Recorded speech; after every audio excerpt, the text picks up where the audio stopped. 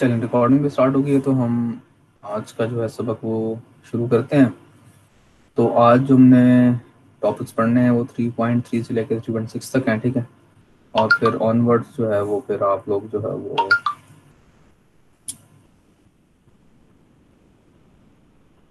Onwards जो है वो आप लोग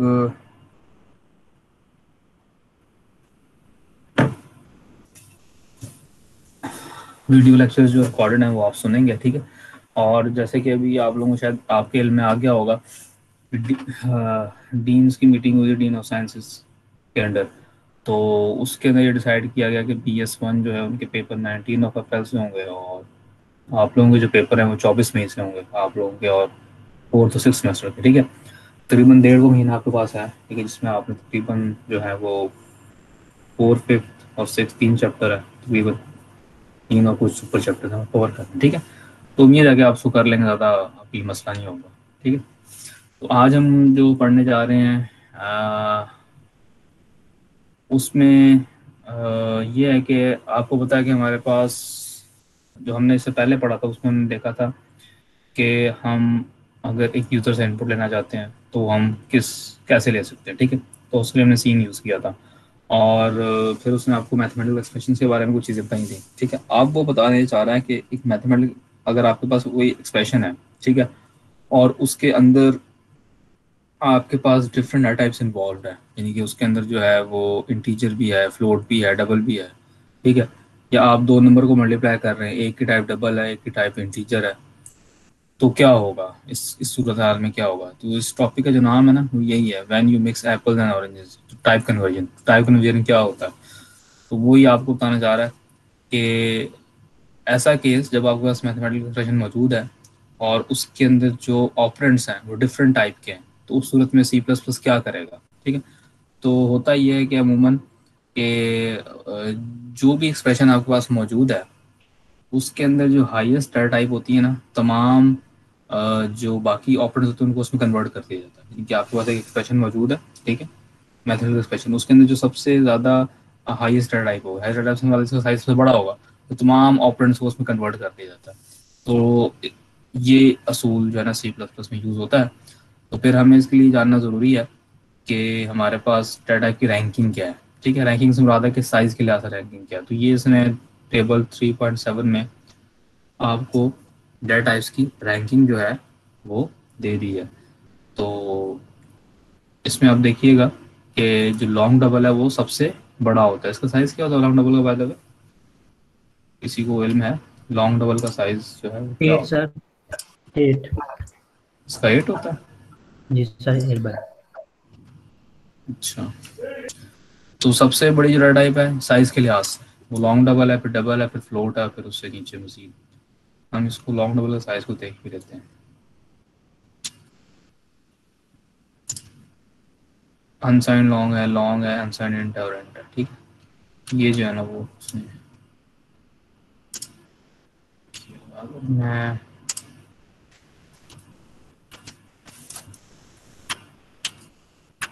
लिखूँ, हमने अगर किसी डाटा का साइज मालूम करना हो तो कैसे करते हैं, किसी को पता है? साइज ऑफ के जरिए, मतलब साइज साइज ऑफ के साइज ऑफ जो ऑपरेटर वो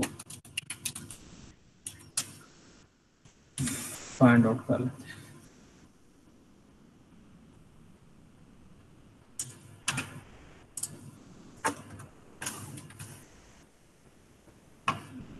तो GT का आपने 8 होता है, ठीक है। तो ये ठीक है, तो ये रैंकिंग आपको याद होना ज़रूरी है। तो ये एक चीज़ लिखी हुई है, इसको हम पढ़ लेते हैं। When C++ is working with an operator it tries to convert the operands to the same type, ठीक है। तो जब भी वो किसी भी C++ ऑपरेटर से काम, मतलब आपको होता है जो मैथमेटिकल ऑपरेटर उसके दो ऑपरेंड्स होते हैं, ठीक है। तो C++ ये करता है कि उसके जितने भी ऑपरेंड्स हैं ना किसी भी ऑपरेटर के, उनको सेम टाइप में कन्वर्ट कर दे। अगर एक ऑपरेटर के जो ऑपरेंड्स हैं वो डिफरेंट टाइप्स के हैं तो C++ ये कोशिश करता है कि वो उन तमाम ऑपरेंड्स को एक टाइप में कन्वर्ट कर दे। तो ये ऑटोमेटिक कन्वर्जन जो होती है इसको हम क्या बोलते हैं, टाइप कोरेशन, ठीक है। टाइप कोरेशन भी इसको हम बोलते हैं, ऑटोमेटिक कन्वर्जन इसको हम बोलते हैं। तो जब आप एक वैल्यू को कन्वर्ट करेंगे हाई डाटा टाइप के अंदर, तो हम इसको क्या कहेंगे, प्रमोटेड। ठीक है, इसको हम बोलते हैं कि आपने प्रमोट कर दिया। और डिमोशन क्या होगी, जब आप एक बड़ी वैल्यू को कन्वर्ट करेंगे लोअर डाटा में, यानी कि अगर आप एक डबल को फ्लोट में कन्वर्ट करते हैं तो ये क्या है, प्रमोशन है कि डिमोशन है?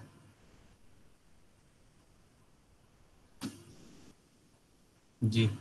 सर डिमोशन ही होगी। हाँ जी, मैंने आपसे पूछा है तो जी बिल्कुल।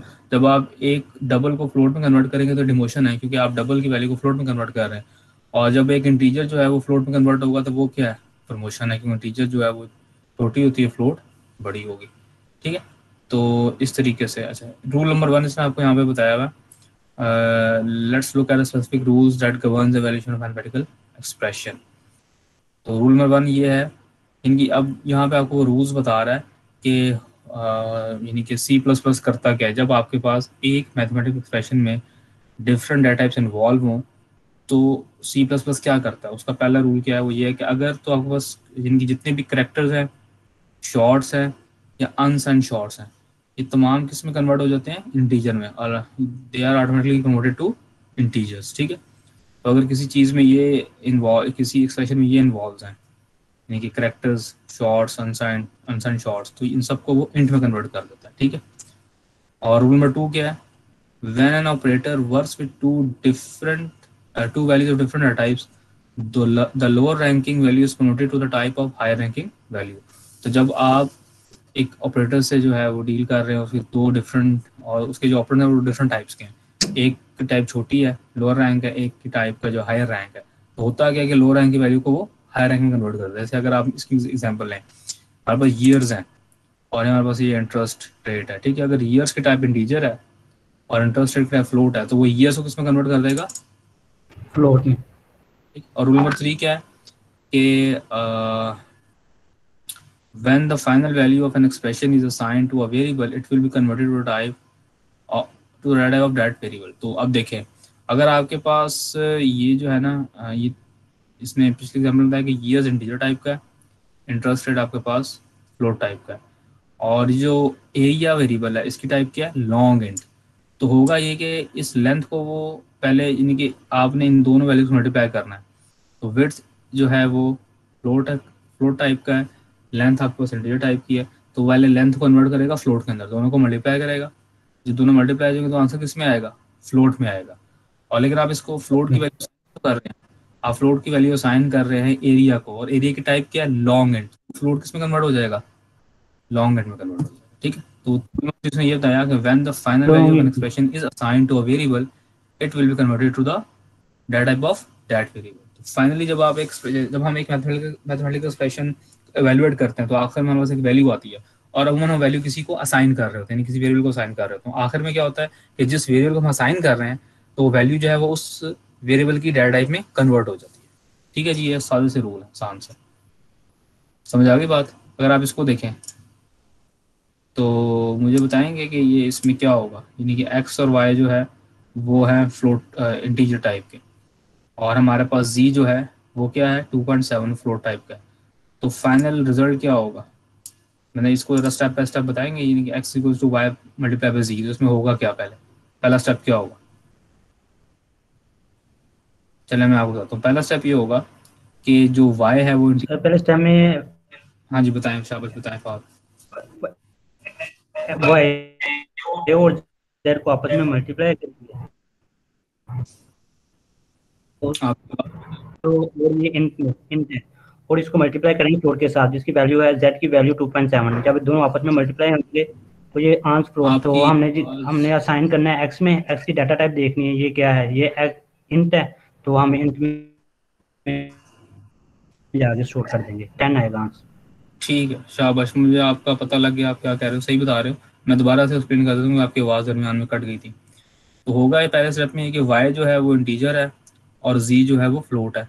तो जब और आप इसको मल्टीप्लाई कर रहे हैं तो सबसे पहले जो y है इंटीजर, उसको फ्लोट में कन्वर्ट कर देंगे, क्योंकि 4 जो है वो इंटीजर है, 4 ये फ्लोट में चला जाएगा। ठीक है, और फिर आप दोनों को मल्टीप्लाई करेंगे तो 4 मल्टीप्लाई 2.7, तो आंसर क्या आएगा, ये आंसर आएगा जी 4 7 क्या, 28, और 10.8 आंसर आएगा। ठीक है, तो 10.8 इज अ फ्लोट। ठीक है, और आप उसको असाइन किसको कर रहे हो, इंटीजर को असाइन कर रहे हो, तो फाइनली आंसर आपके पास x में क्या आ जाएगा, 10 आ जाएगा, 8.8 डिस्कार्ड हो जाएगा, ठीक है ना, क्योंकि फाइनल वैल्यू जो आप जिसमें स्टोर कर रहे हो वो x है, वो x है और x की टाइप इंटीजर है, ठीक है जी।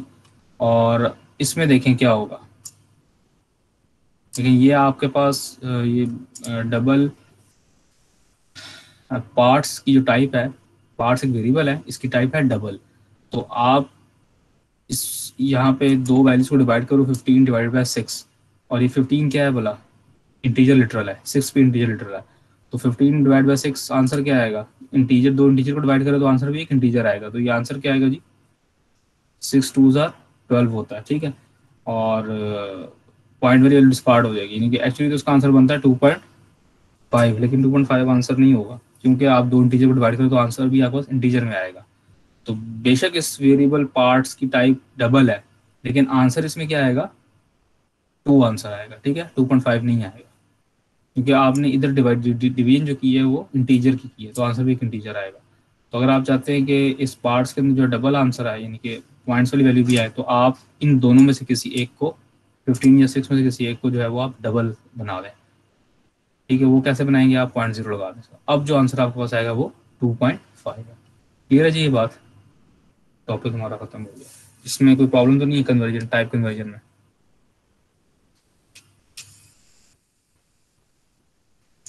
ठीक है, खामोशी का मतलब होता है रजामंदी। तो सर थर्ड पॉइंट समझाते हैं। थर्ड पॉइंट में बेटा वो ये कहता है कि जब आप एक मैथमेटिकल एक्सप्रेशन को इवेल्युएट कर लेते हो, सॉल्व कर लेते हो, आपके पास एक वैल्यू आती है, उस वैल्यू को यूजली हम किसी वेरिएबल में स्टोर कर रहे होते हैं, तो फाइनल जो आपके पास वैल्यू आई है ना, वो जिस वेरिएबल में स्टोर हो रही है ना, उसकी टाइप जो है उस वेरिएबल के टाइप में आपकी कन्वर्ट हो जाती है। वो ये कह रहा है, जैसे आप देखिए लेंथ और विड्थ को मल्टीप्लाई कर रहे हो, लेंथ जो आपके पास वो है इंटीजर, विड्थ आपके पास फ्लोट है, तो जब दोनों को मल्टीप्लाई करोगे, पहली बात तो ये लेंथ जो है वो उसमें कन्वर्ट हो जाएगा फ्लोट में, जब दोनों को मल्टीप्लाई करोगे आंसर आपके पास एक फ्लोट की वैल्यू आएगी। लेकिन चूंकि आप असाइन इसको एरिया को कर रहे हो और एरिया का टाइप इंटीजर है, तो वो फ्लोट वाली वैल्यू इंटीजर में कन्वर्ट हो जाएगी और फिर इसमें इसमें इसको असाइन। तो रूल नंबर 3 ये है जी, क्लियर है जी? जी सर।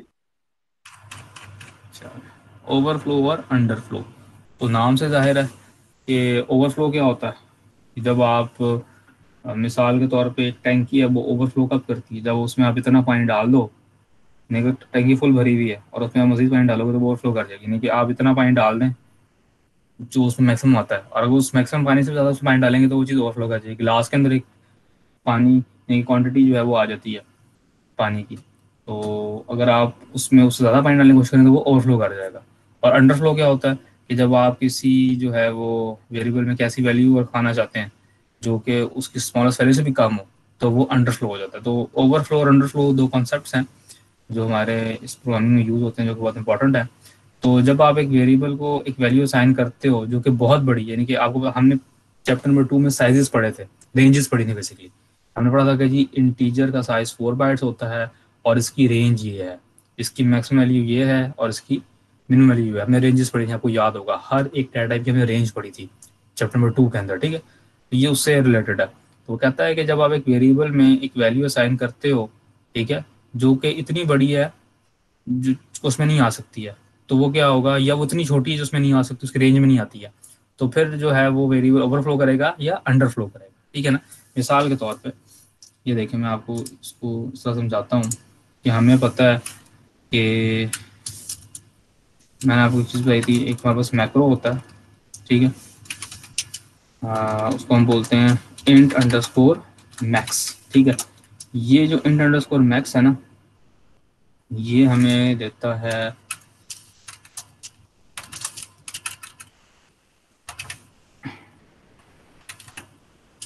मैक्सिमम वैल्यू, ठीक है।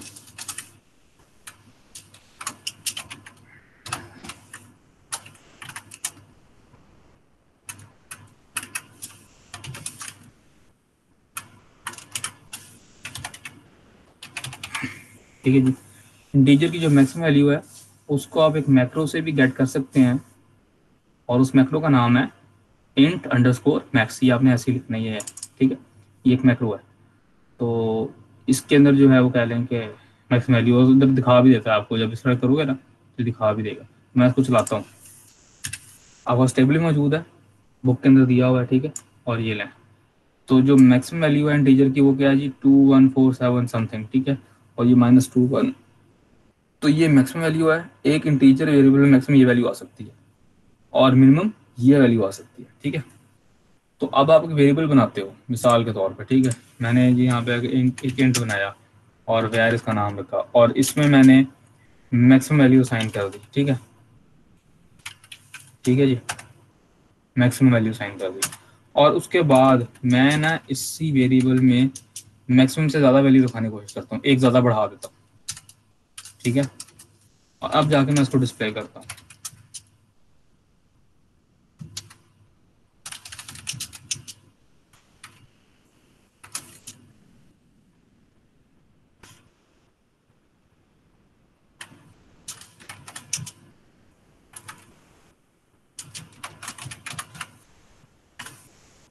तो आप देखेंगे क्या हुआ कि वैल्यू वेयर क्या आ गई, वो दिस इज कॉल्ड ओवरफ्लो।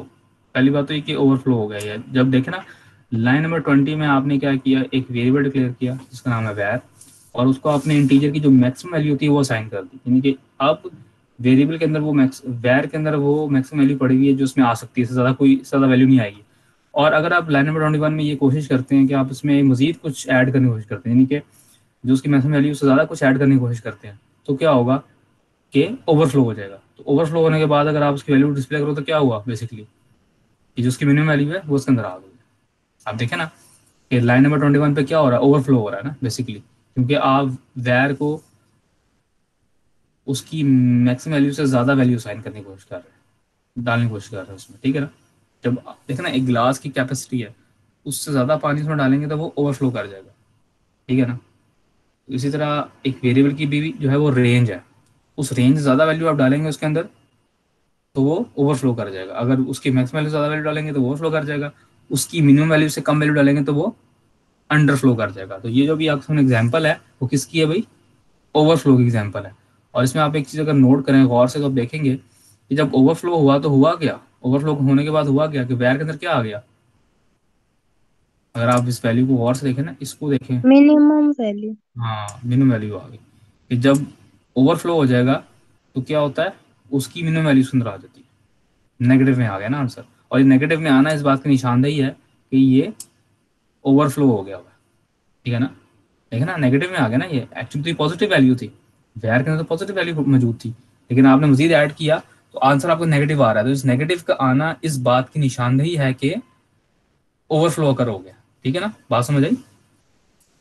ये भी आपने इस बात को जरा ध्यान में रखना है कि आपने वेयर को तो पॉजिटिव वैल्यू साइन की हुई है, ठीक है, और उसमें मजीद आप ऐड करो तो जब एक पॉजिटिव में, आपको रूल पता है पॉजिटिव में जब आप पॉजिटिव ऐड करते हो तो आंसर भी पॉजिटिव आता है।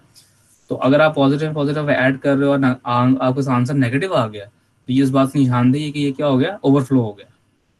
और ओवरफ्लो केस में सी प्लस प्लस करता क्या है कि उसकी मिनिमम वैल्यू साइन कर देता है। अब आपने +1 किया ना तो इसकी मिनिमम वैल्यू साइन होगी 48 जो ये है। और अगर मैं +2 करता हूँ तो फिर गौर कीजिएगा, देखें क्या होता है। अगर मैं दोबारा चलाऊंगा ना इसको,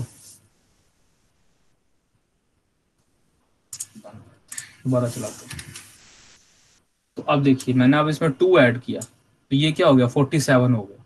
ये 48 था ना, यानी कि और पीछे चला गया। यानी कि जिस तरह से आप देखते हैं ना टीवी चैनल होता है, तो टीवी चैनल में आप प्लस का बटन दबा, वो रिमोट जो होता है उसके में आप प्लस का बटन दबाते हो तो अगला चैनल आता है, प्लस का बटन दबाते हो अगला चैनल आता है। जब वो आखिरी चैनल में पहुंचता है उसके बाद जाके आप प्लस दबाते हो तो वो शुरू वाले चैनल में आ जाता है बिल्कुल। फिर आप प्लस दबाते हो फिर वो आगे जाना शुरू, बिल्कुल ये ऐसे ही है कि अगर मैक्सिमम वैल्यू है उसमें आप ऐड करोगे एक तो सबसे मिनिमम वैल्यू आ जाएगी, उसमें दोबारा एक ऐड करोगे तो उससे एक कम हो जाएगा। तो ये इस तरह से चलेगा, ठीक है जी। ये बात क्लियर है, दिस इज इम्पोर्टेंट।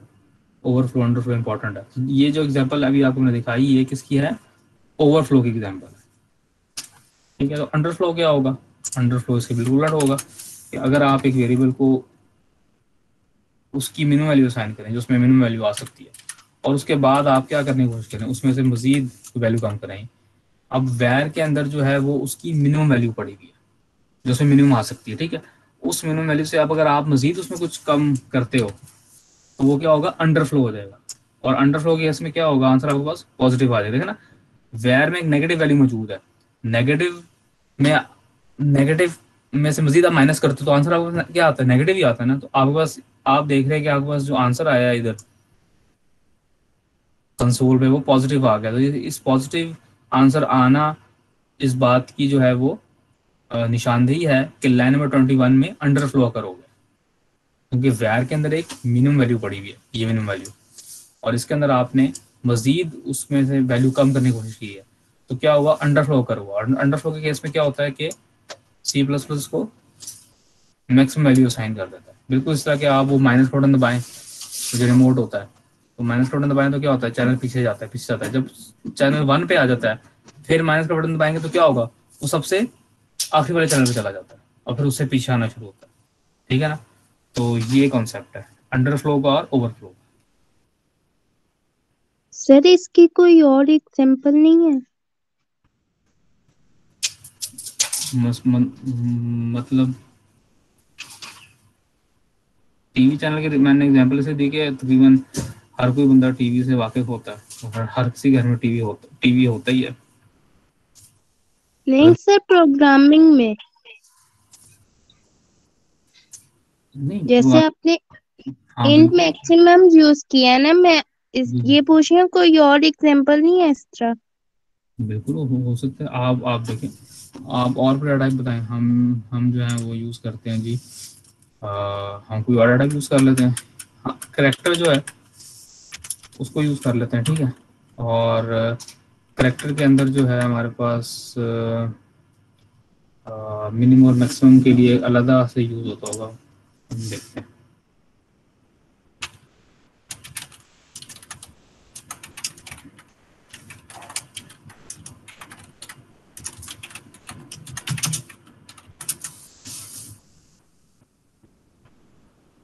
तो हम करेक्टर यूज़ कर लेते हैं, तो 4 मैक्स, ठीक है।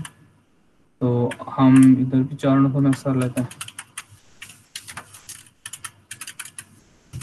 ये 4 मैक्स एक मैक्रो है जो आपको करेक्टर की मैक्सिमम वैल्यू प्रिंट कर देता है। 4_min एक मैक्रो है जो आपको करेक्टर की मिनिमम वैल्यू प्रिंट कर देता है। तो ये लें, एक और एग्जांपल भी हम कर सकते हैं।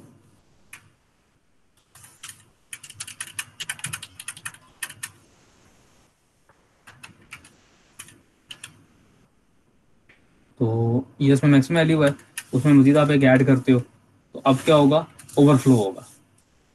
और ओवरफ्लो होने के केस में आप देखें आपके पास आंसर क्या है। ये उसने बेसिकली एक, क्योंकि होता तो आस्की को देखा ना, मैक्सिमम वैल्यू जो करेक्टर में आ सकती है 127 है, ठीक है ना, +1, और मिनिमम क्या है -128, क्योंकि आपको पता है करेक्टर का साइज क्या होता है, 1 बाइट ही होता है ना करेक्टर साइज। तो उसकी 1 बाइट के अंदर जो मैक्सिमम वैल्यू है 127 है पॉजिटिव, और नेगेटिव मिनिमम वैल्यू क्या है, -128। तो इसने जो अभी आपको सी प्रिंट किया ना, बेसिकली ये सी करके नीचे जो ये चीज़ है, ये वो करेक्टर प्रिंट किया है। हम चाहें तो वो भी प्रिंट कर सकते हैं इसकी वैल्यू, मतलब एक्चुअली तो हम इसको इंट में जो है कन्वर्ट कर देंगे। तो अब देखिए -128 आ गया। तो ये एक और एग्जांपल है ओवरफ्लो की। देखिए करेक्टर में जो है वो पॉजिटिव पड़ा हुआ था, आपने उसमें मजीद कुछ ऐड करने की कोशिश की तो आंसर पॉजिटिव ही आना चाहिए, लेकिन आया नेगेटिव। तो इसका मतलब है कि लाइन नंबर 21 के ऊपर ओवरफ्लो अकर हो गया, और देखिए -128 आ गया।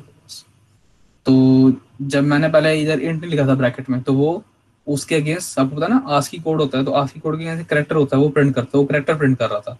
तो ये जो मैंने काम किया ना, ये वाला काम, इंटीजर इधर रख दिया ब्रैकेट में, इसको हम बोलते हैं explicit type conversion. Explicit type conversion, जो मैंने एक्सप्लिसिट टाइप कन्वर्ट किया है। वैर की वैल्यू क्या है, वैर की टाइप क्या है, करेक्टर है। तो इस करेक्टर को मैंने एक्सप्लिसिटली जो है कन्वर्ट किया किसमें, इंटीजर में। आगे हम ये टॉपिक पढ़ेंगे भी, ठीक है। तो ये देखें, this is also example of overflow. हम अंडरफ्लो की भी एग्जाम्पल कर लेते हैं। तो अब देखिएगा, अब अंडरफ्लो हो जाएगा।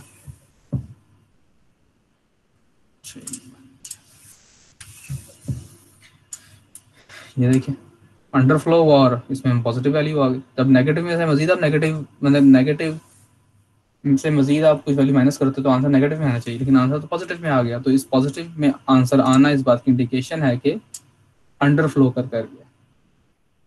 ठीक है जी, ये ओवरफ्लो और अंडरफ्लो क्लियर हो गया। किसी बच्चे या किसी बच्ची को इसमें कोई प्रॉब्लम तो नहीं है। और ये किसी भी डाटा के साथ कर सकते हो, शॉर्ट के साथ कर लो, आप डबल के साथ कर लो, डबल की वैल्यू बहुत बड़ी हो जाएगी, डबल के साथ कर लो। ठीक है, और आपको यहाँ पे एक और चीज़ आपने सीख ली कि इंट अंडरस्कोर मैक्स एक जो है वो मैक्रो है जो कि इंटीजर की मैक्स वैल्यू प्रिंट करता है, और चार अंडरस्कोर मैक्स एक मैक्रो है जो कि कैरेक्टर की मैक्स वैल्यू प्रिंट करता है। ठीक है, तो ये आपने एक नई चीज़ सीख ली यहाँ पे एक और। ठीक है, तो ये अंडरफ्लो और ओवरफ्लो जो है ना, ये उसने आपको दिया। देखो शॉर्ट है ना, शॉर्ट मैक्स वैल्यू ये आ सकती है, तो उसने क्या किया है कि उसने मजीद इसमें एक और ऐड कर दिया। तो यहाँ पे क्या होगा, ओवरफ्लो कर होगा। तो आप देखेंगे जब ओवरफ्लो कर हुआ तो आंसर क्या आ गया, पॉजिटिव में आ गया।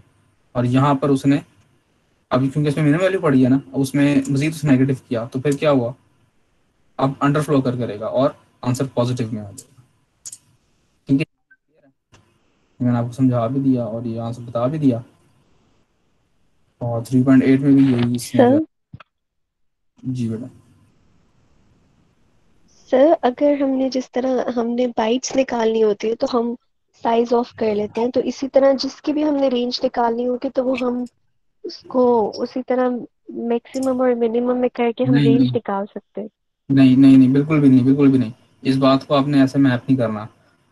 साइज ऑफ इज ऑपरेटर, ठीक है, उसको आप जो भी डाटा पास करते हो उसकी आपको वैल्यू दे देगा। ठीक है ना, लेकिन ये ऐसा नहीं है। ये नहीं कि ये जो चार अंडरस्कोर मैक्स और चार अंडरस्कोर मिन है ना, ये अंडरस्कोर ये एक मैक्रोज होते हैं। हम मैक्रो डिफाइन करते हैं खुद से। हमने मैक्रो भी पढ़े नहीं है, उसको हम कभी पढ़ भी लेंगे।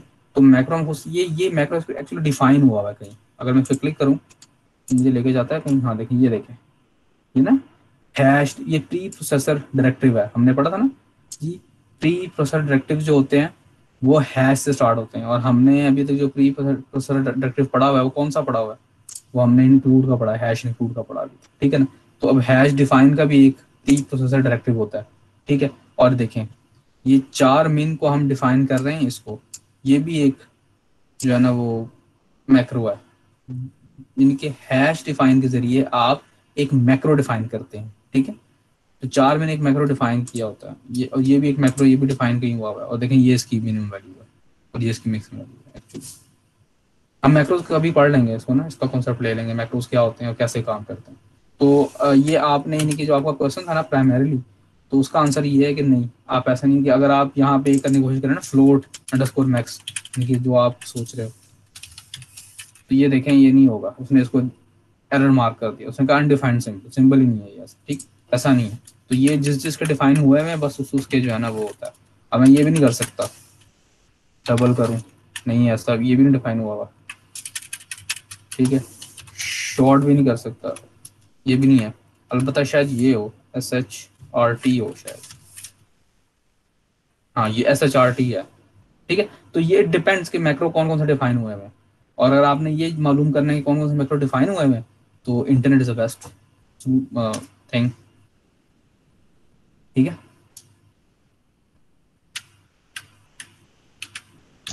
यस सर, ठीक है। चलें अब हम मजीद इस यहाँ तक क्लियर है जी? आपको किसी का कोई क्वेश्चन, किसी कोई सवाल हो?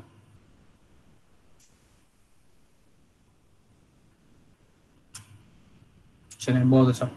तो टाइप कास्टिंग, तो वही चीज़ जो मैंने यहाँ पे भी की थी ना, this is called type casting basically. और टाइप कास्टिंग का मतलब होता है कि आप एक टाइप को दूसरी टाइप में कन्वर्ट कर रहे हो।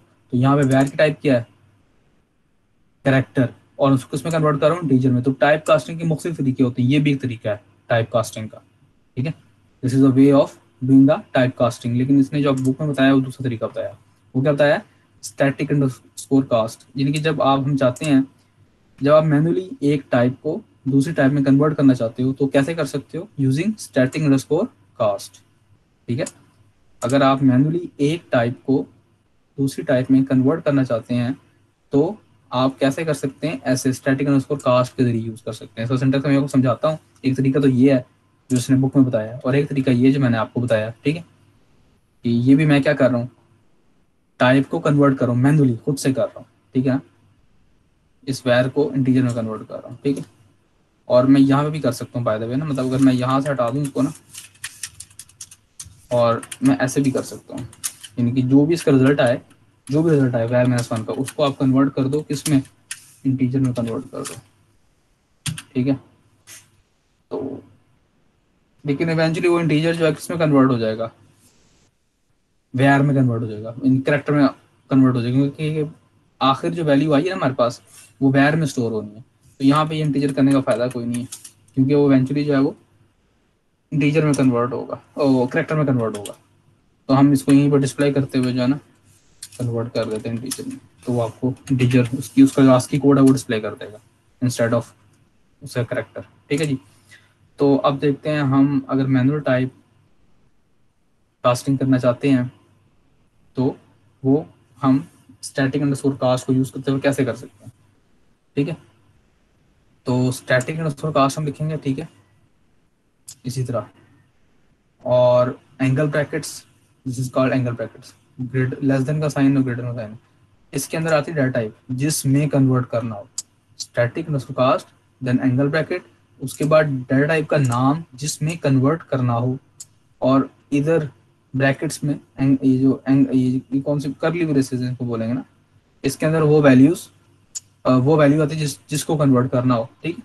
तो अगर मैं इसको लिखूं, अगर ये मैंने कन्वर्जन की ना, अगर मैं इस कन्वर्जन को स्टैटिक अंडरस्कोर कास्ट के जरिए करना चाहता हूँ तो कैसे करूँगा बता सकता है, जब मैंने डाल दिया स्टैटिक अंडरस्कोर कास्ट को यूज करते हुए मैं var को इंटीजर में कन्वर्ट करना चाहता हूँ, कैसे करूँगा मुझे बताएंगे कोई बच्चा।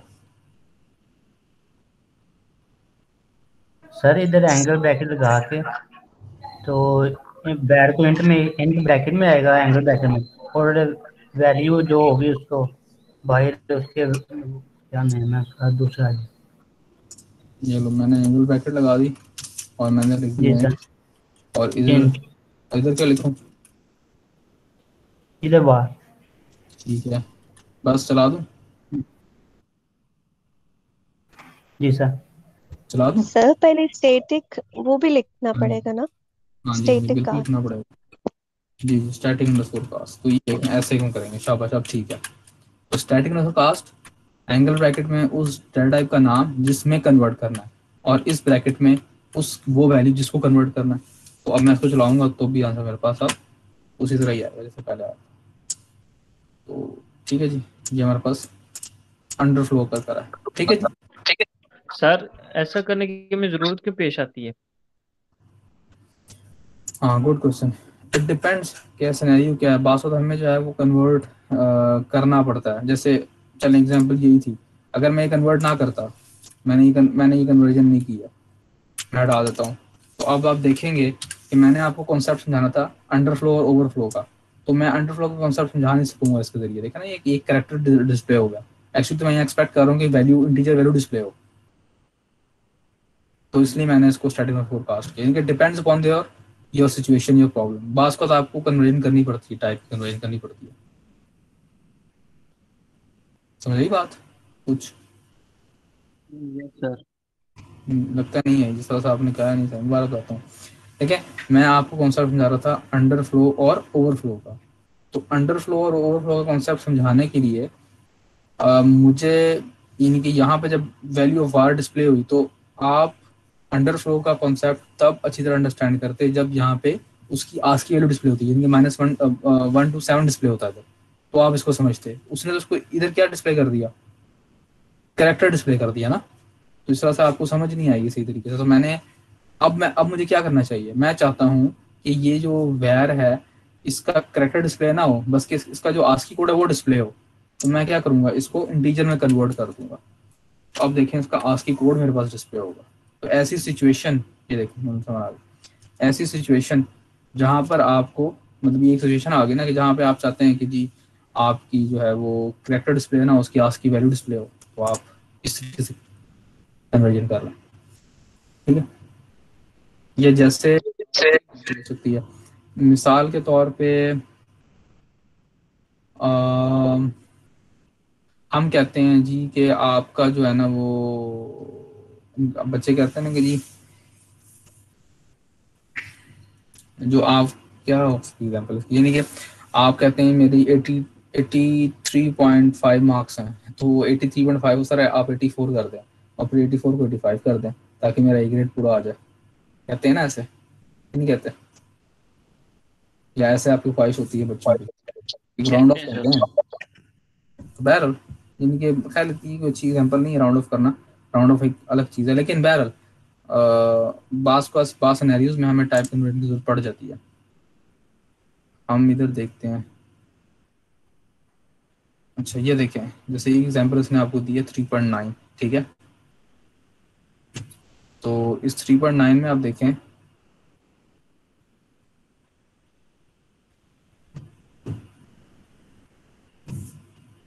क्या है कि ये एक ऐसा प्रोग्राम है जो आप इसको बताओगे कि आपने कितनी बुक्स रीड करनी है और कितने मंथ आपके पास हैं।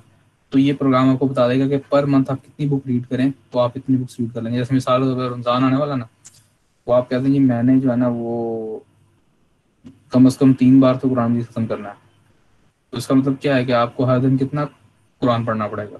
जैसे तरावी में जब कुरान पढ़ा जाता है तो वो अमूमन होता है कि 27 को जी कंप्लीट करना है पूरा का कुरान। तो फिर जो आपका जो जो हाफिज पढ़ा रहा होता है वो डिवीजन करता है ना, भी मैं कितना पारा एक एक एक हर हर रात को पढूं ताकि जो है उस तो 27 तक कंप्लीट हो जाए। तो ये एग्जांपल वैसे ही है, ठीक है। तो कितनी बुक्स पर मंथ आपको पढ़नी पड़ेंगी कि आप इतनी बुक्स पढ़ें। तो इसने आपसे पूछा कि कितनी बुक्स आप प्लान कर रहे हो पढ़ने के लिए, ठीक है। तो उसने कहा जी 30 बुक्स पढ़ना चाहता हूँ मैं। अच्छा जी, कितने महीने में पढ़ना चाहते हो? मैं 7 महीने में पढ़ना चाहता हूँ, ठीक है। ये इसने ये जहाँ तक तो क्लियर है ना, ये प्रोग्राम है, सीन से आउट हो रहा है। यहाँ तक अगर किसी को प्रॉब्लम है तो मुझसे पूछ लो। शुरू से लेके लाइन नंबर 7 से लेके लाइन नंबर 14 तक किसी बच्चे को प्रॉब्लम है इसको अंडरस्टैंड करने में प्रोग्राम को, तो मुझसे पूछ लें।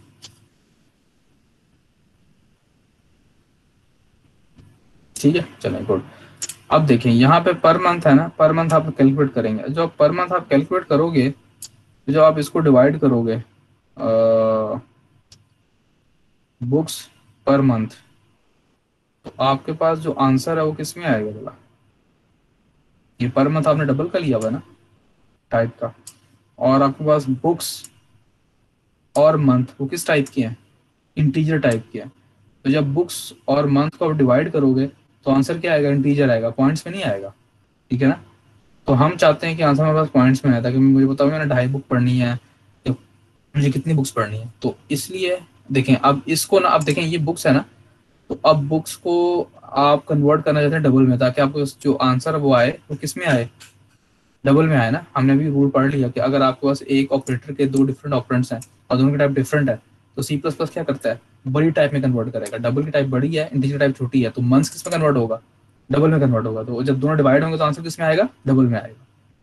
तो देखा ना, जो आपके पास जो पहली एग्जाम्पल थी, यानी अगर हम थोड़ा सा पीछे जाऊं और यहाँ पे हम देखेंगे कि ये जो उसने बताया था हमें, ये देखें यहाँ पर थे इंटीजर कांस्टेंट, ठीक है ना, लिटरल था तो इसको हमने 15.0 कर दिया, तो इस तरह से ये डबल में कन्वर्ट हो गया। अगर आपके पास वेरिएबल है वो इंटीजर टाइप में है, अगर आप उसको कन्वर्ट करना चाहते हो, 2 इंटीजर को डिवाइड कर रहे हो और आप आंसर चाहते हो कि वो इंटीजर में ना आए बल्कि डबल में आए, तो किसी एक इंटीजर वेरिएबल को आपको डबल में कन्वर्ट करना पड़ेगा। तो उसके लिए देखिए हमने स्टैटिक ट्रांसफर फास्ट यूज किया ऐसे, ठीक है जी, ये समझ आ गई?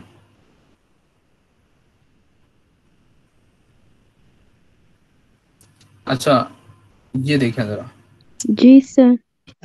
एक ये काम है,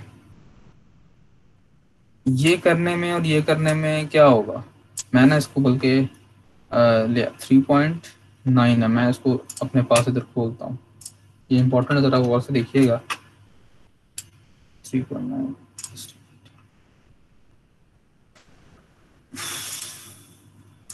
3.9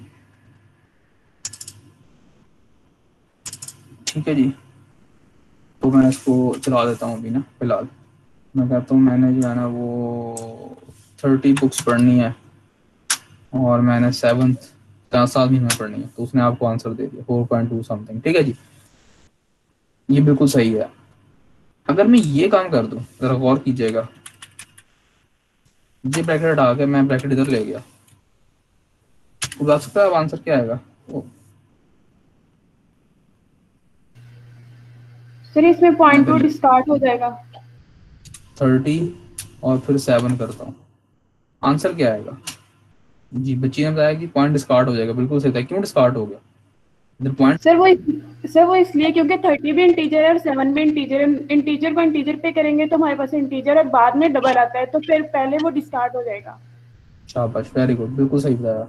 ठीक है ना, तो ये आपने याद रखना है, ये इनकी इस चीज में और इस चीज में फर्क है, ब्रैकेट्स का फर्क है खाली। तो ब्रैकेट्स के फर्क में देखें, आपकी वैल्यू को तब्दील करके रख दिया।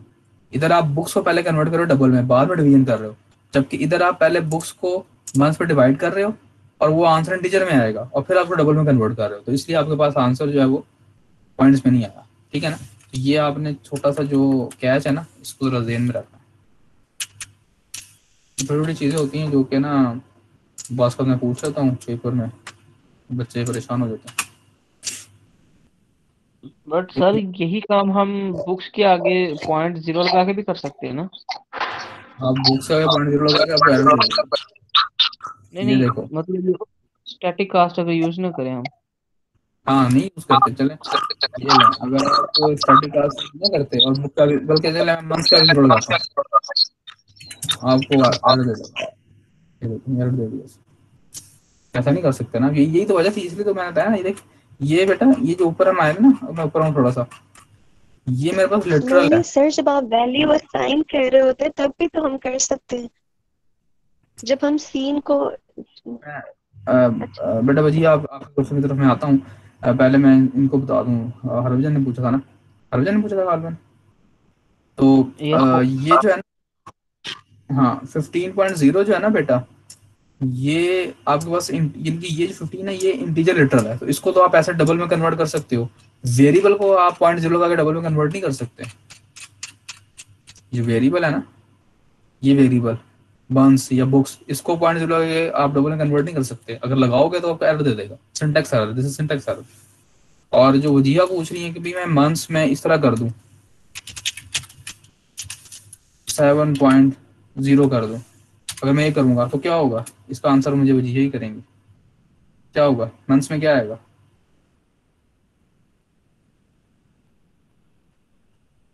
ये देखे ना, ये है डबल, आप डबल को असाइन कर रहे हो इंटीजर को, तो ये डबल किस में कन्वर्ट हो जाएगा? इंटीजर में कन्वर्ट हो जाएगा, जिसमें वो सेव, हमने पढ़ा ना रूल नंबर 3 कि जिसमें वैल्यू सेव हो रही होती है इवेंचुअली वो उस टाइप में कन्वर्ट हो जाती है। तो ये तो इंटीजर है और ये डबल वैल्यू है, तो पॉइंट डिस्कार्ड हो जाएगा, 7 आ जाएगा। तो आपको स्टैटिक अंडरस्कोर कास्ट यूज करना पड़ेगा। ठीक है, तो चाहे तो स्टैटिक अंडरस्कोर कास्ट यूज कर लें ऐसे जैसे इसने किया हुआ, या चाहे तो ये कर लें जो मैं भी आपको दिखाने लगा, जो मैंने पहले भी किया था।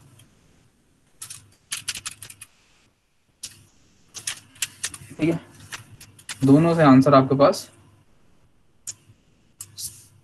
सेम ही आएगा। ठीक है, तो ऐसे कर लें या स्टैटिक अंडरस्कोर कास्ट कर लें, इट्स अप टू यू कि आप कैसे कन्वर्ट करना चाहते हैं। ठीक है जी,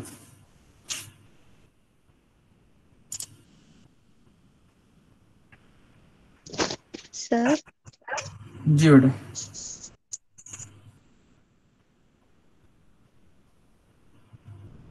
जी पूछिए।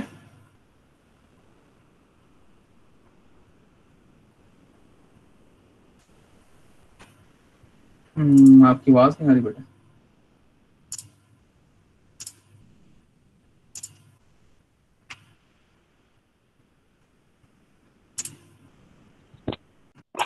सर वो जो आपने अभी जो बताया कि अगर हम डबल और मंथ को दोनों को हम एक ही ब्रैकेट में करके कर दें, तो वो जो फिर उन्होंने बताया कि इंटीजर। आवाज नहीं आ रही?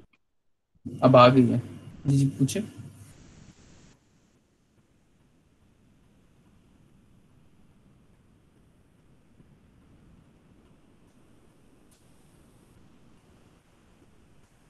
जी, तो वो फिर जो महानूर ने बताया कि इंटीजर को जब इंटीजर से करते हैं तो वो बात समझ नहीं आई कि अगर उन दोनों को हम डबल और मंथ को एक ही ब्रैकेट में करते हैं तो वो क्यों नहीं आ सकता, उस तरह क्यों नहीं डबल में आंसर आ सकता? चले हाँ मैं बताता हूँ आपको, देखें ये देखिएगा, आपने किया क्या, ये किया, ठीक है, ठीक है, ये अब आंसर क्यों डबल में आया, इसकी वजह क्या है? इसकी वजह ये है कि अब इस ब्रैकेट की वजह से पहले क्या वैल्यूएट होगा, बुक्स को मंथ्स पे डिवाइड किया जाएगा, सबसे पहले ये काम होगा ना। बुक्स भी जी इंटीजर टाइप, मंथ भी इंटीजर टाइप का है, तो जब आप दो इंटीजर वैल्यू को डिवाइड करते हो आंसर क्या आएगा, इंटीजर में इंटीजर। आएगा। हाँ, तो जी यही डिस्कार्ड हो चुका होगा। अब आप उस इंटीजर को बाद में कन्वर्ट करो किसमें, डबल में, यानी कि यहाँ पर आंसर आएगा 30/7, आंसर क्या आएगा 4 आएगा, पॉइंट ऑलरेडी डिस्कार्ड हो जाएगा यहीं इसी डिवीजन में, और वो 4 को आप जो डबल में कन्वर्ट करोगे तो क्या बन जाएगा 4.0, तो वो फिर आपको डिस्प्ले हो जाएगा 4 ऐसे। अच्छा अच्छा ठीक है सर, थैंक यू सो ये मच। ब्रैकेट की वजह से काम हुआ खराब, तो इसलिए अब जब जी हम जी ब्रैकेट लगाएंगे तो अब क्या होगा, पहले बुक्स कन्वर्ट होगा डबल के अंदर, उसके बाद डिवीजन होगा। जी ठीक। ठीक हो गया जी। और ये देख लें, ये सिंपल है, इंटीजर है और इसको हमने नंबर साइन किया 65, ठीक है। और जब आप एक इंटीजर को कन्वर्ट करोगे करेक्टर में तो क्या होगा, तो उस इंटीजर नंबर के अगेंस्ट जो करेक्टर होगा वो डिस्प्ले हो जाएगा, ठीक है।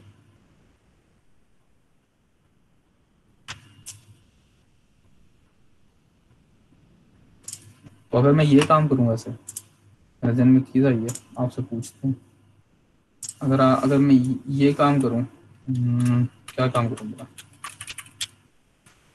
ये जो एग्जांपल है 3.10, इसमें इसने एक इंटीजर को करेक्टर में कन्वर्ट किया है, तो मैं ये करता हूँ, ये देखो ना, सी आउट, मैं कहता हूँ करेक्टर और 65, तो आंसर क्या आएगा, जल्दी से बताएं आप लोग, आंसर क्या आएगा, शाबाश, क्या आंसर आएगा, ए आएगा ना।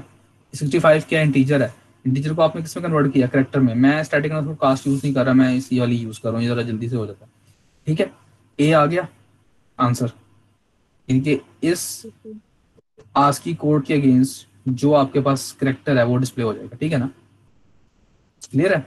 अगर मैं 66 करूंगा तो क्या आंसर आएगा, बी ये क्या answer, capital. B capital B आ जाएगा, ठीक है। ये तो बी। क्लियर हो रहा है, समझ आ रही बात, ठीक है ना। अच्छा, अब अगर आप ये काम करते हैं 130, हमें हमें हमें पता था कि कैरेक्टर के अंदर जो मैक्सिमम वैल्यू आती है वो क्या है 127, तो 127 पे कौन सा करेक्टर है, देखते हैं हम। 127 पे जी ये वाला करेक्टर है, ये उसका निशान है, ठीक है। अच्छा, अगर मैं इसको करूं 128, यानी बढ़ा दूं एक, अब 128 तो नहीं आता, देखते हैं क्या होता है, लेट्स सी क्या होगा, कोई बता सकता है क्या होगा। सर अंडरफ्लो स्टार्ट हो पे आ जाएगा। जाएगा। हाँ, अंडरफ्लो हो जाएगा क्यों, सर, इसकी सर मैक्सिमम ए वैल्यू। आ जाएगी वैल्यू। शाबाश, वेरी गुड, ये मानू ने बिल्कुल सही बताया, बिल्कुल सही बताया, वेरी गुड। आपने कॉन्सेप्ट को जो है वो देखें, क्या आंसर आया, ये अंडरफ्लो कर गया ना बेसिकली। देखें आपने क्या किया, एक जो 128 क्या है, एक इंटीजर वैल्यू है ना, उसको आपने करेक्टर में कन्वर्ट किया। अब करेक्टर मैक्सिमम वैल्यू क्या आ सकती है 127, तो आपने उससे एक वैल्यू बढ़ा दी है, तो आपके पास क्या वो क्या होगा, अंडरफ्लो हो जाएगा, सॉरी ओवरफ्लो होगा, ओवरफ्लो होगा। आपने नाम गलत ले लिया था, ओवरफ्लो होगा, लेकिन आपका कॉन्सेप्ट सही, ओवरफ्लो होगा और आंसर आपके पास क्या आ जाएगा, ये आ जाएगा, यानी कि ये जो सी के नीचे ये करेक्टर होता है, ये इसकी जो आस्क की वैल्यू होती है 127 होती है, -127 होती है, ठीक है, समझ आई बात। Yes sir.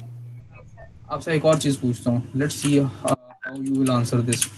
मैं करता हूँ जी 254, तो बता आंसर क्या आएगा, क्या कौन सा करेक्टर डिस्प्ले होगा, शाबाश, लेट्स सी क्या आप लोगों को ये कॉन्सेप्ट कितना आ गया। 254 मैंने किया है, कोई बता सकता है कि मेरे पास आंसर क्या आएगा, कौन सा करेक्टर डिस्प्ले होगा।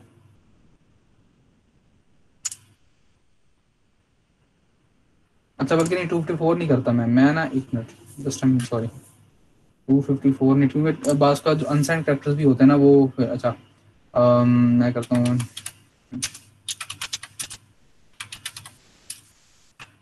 381 करता हूँ, चलो।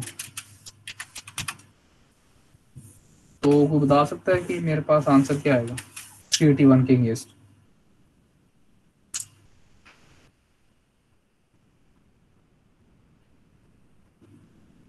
बल्कि सॉरी, मैं ना आपसे माजरत चाहता हूँ, 1 मिनट।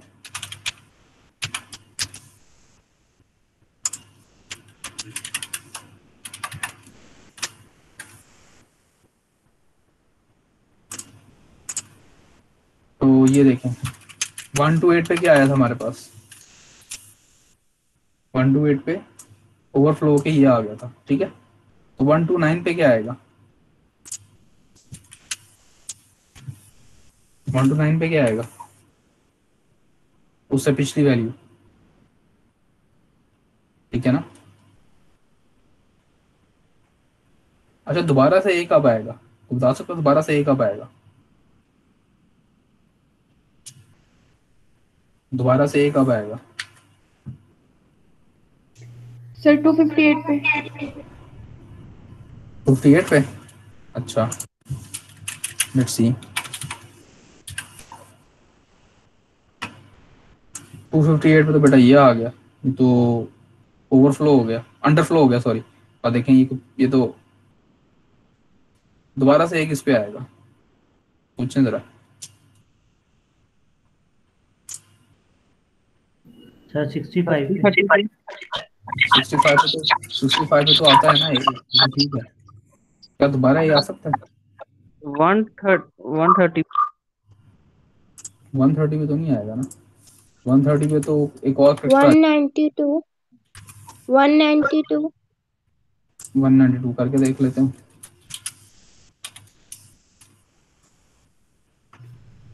192 पे तो बेटा एल आ गया, थोड़ा सा आप आगे चले गए हो, यानी कि पीछे आना पड़ेगा। एल का एल क्या होता है, यानी कि अगर मैं इसको 177 करूं,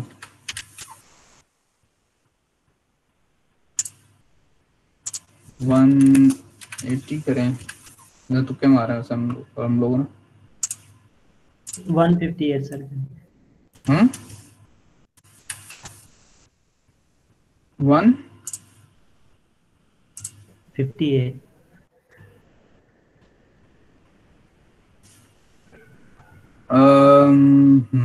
192 था ना उन्होंने बताया, 192 पे क्या आया था हमारे पास, एल आ गया था, ये एल आ गया ना 192 पे हमारे पास। तो 191 पे क्या आएगा, एल से पहले क्या होता है,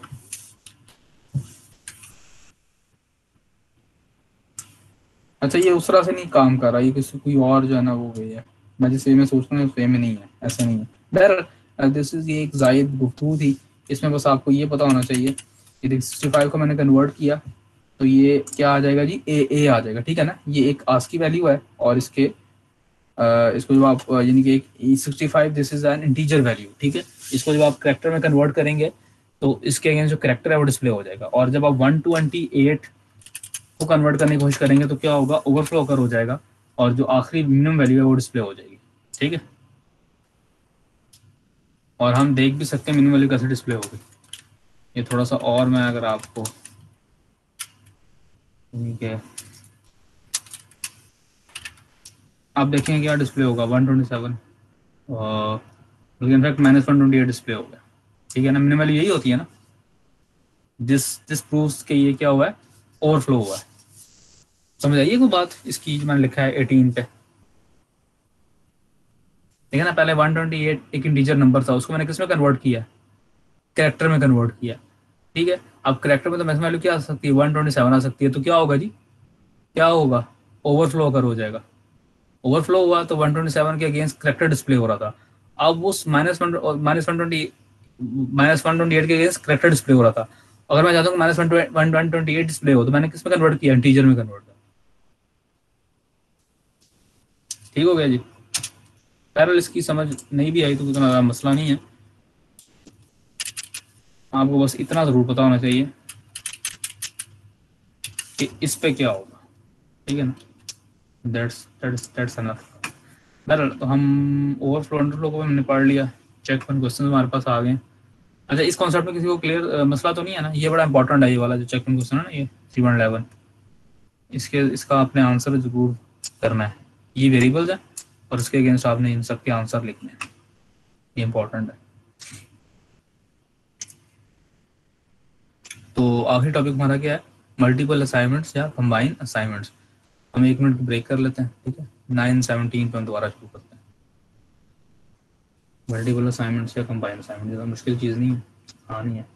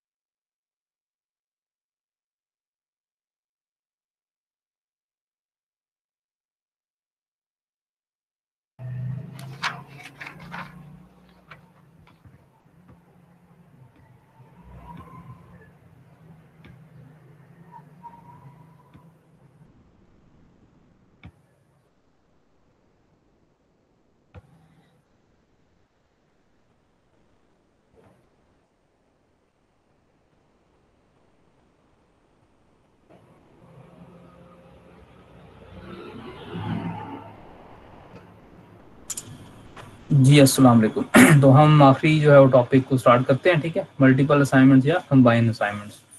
तो बेसिकली ये जो है वो के कह लें कि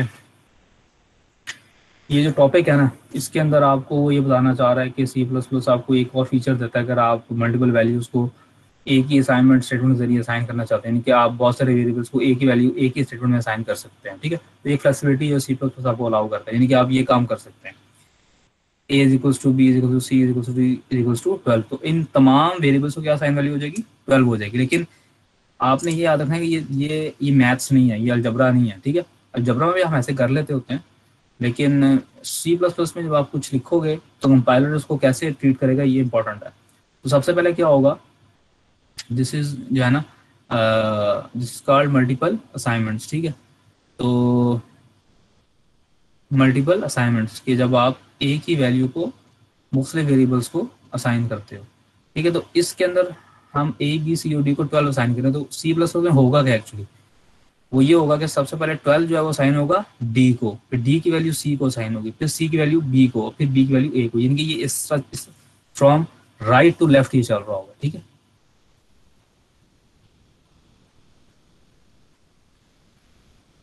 जिसमें लिखा भी है the assignment work from right to left, और ये इसने यहाँ पे बता भी दी बात, ये इंपॉर्टेंट है।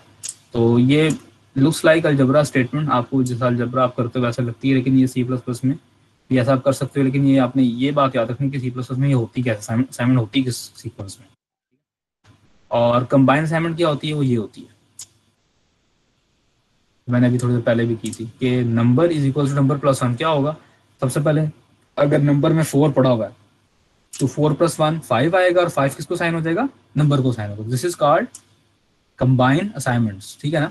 अमूमन आपके अलजबरा में ये स्टेटमेंट ट्रू नहीं होती, अलजबरा में ये स्टेटमेंट ट्रू नहीं ना होती, ऐसे ऐसे आप नहीं करते हो। लेकिन सी प्लस में जब आप करते हो तो उसका मतलब क्या है कि आप नंबर में एक वैल्यू मजीद बढ़ा रहे हो, ठीक है, और इसमें नंबर में से जो वैल्यू वो कम कर रहे हो।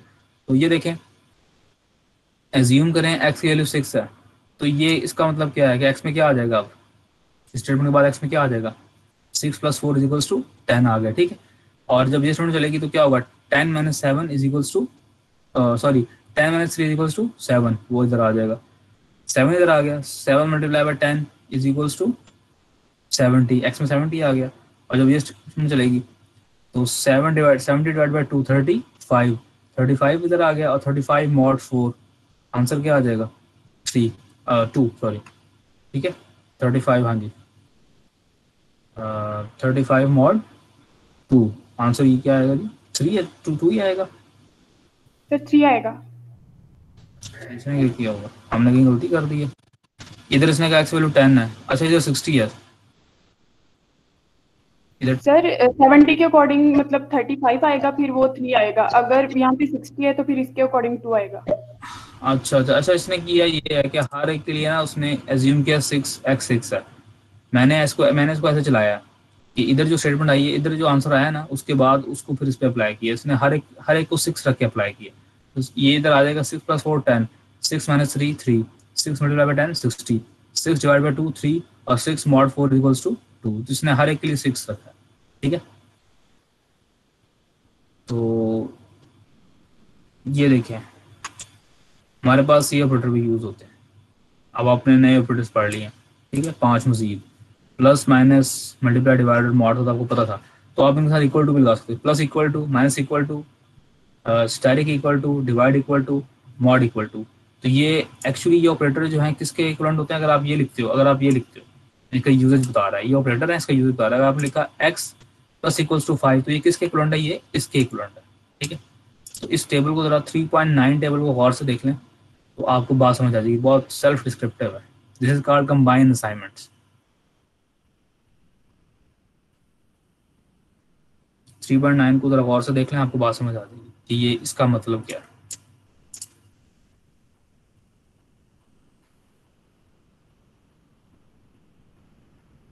चलें फिर मुझे अब इसका आंसर करें जरा। मैं लिखता हूँ S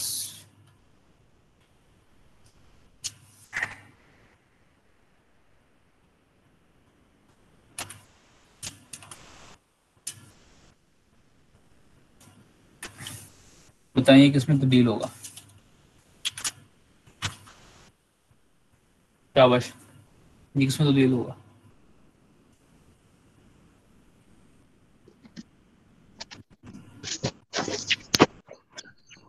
x = x divided by 5 + y, bracket 5 + 1। Ji bracket है। शाबाश गुड, ठीक है। तो ये इसके इक्वल है, ठीक है ना, ये आपने याद, थोड़ा सा इसमें कैच था तो सही बताया। इसकी किसी को समझ ना आई हो तो मुझसे पूछ लो, आप लोग किसी भी बच्चे को, किसी बच्चे को समझ ना आई हो तो पूछ लेंगे कि ये कैसे है, ब्रैकेट जरूर आएगी, सही कहा आपने।